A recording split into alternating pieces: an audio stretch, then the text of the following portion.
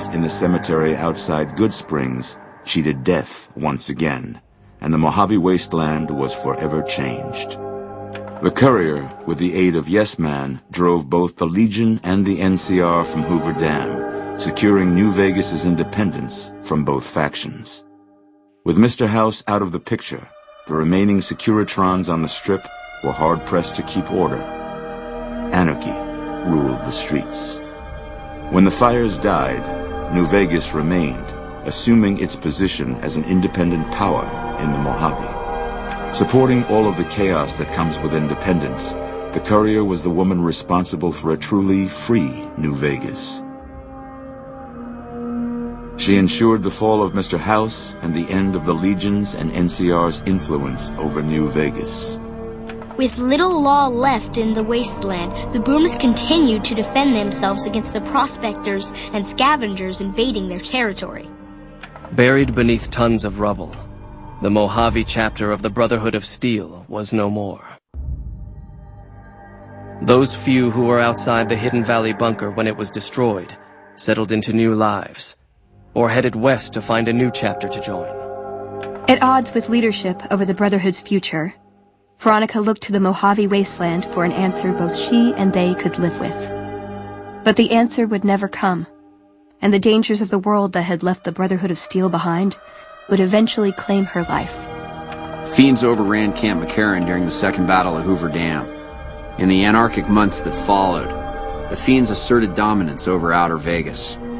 After the courier ensured New Vegas remained free, the followers found that independent Vegas was even more unstable and violent than before.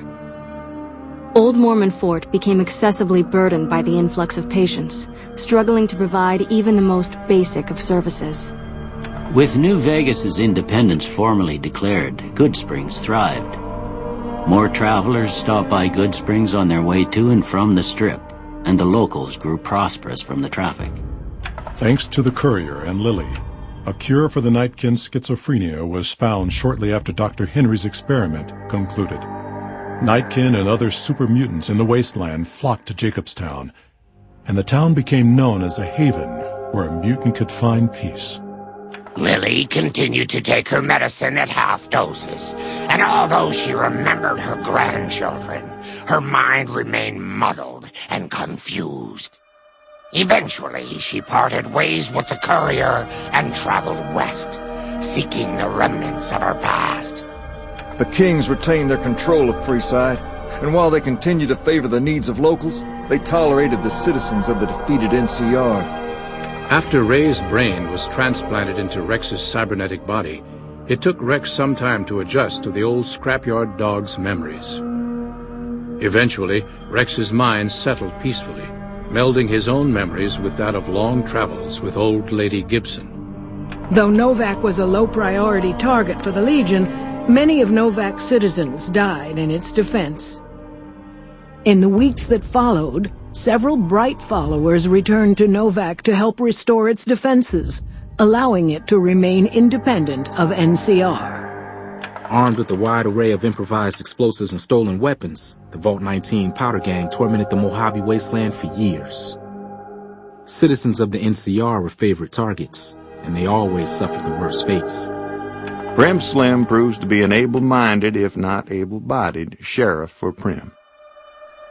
And due to his slow speed, some crooks get away without a scratch. But Prim continues to prosper under his watchful, robotic eye.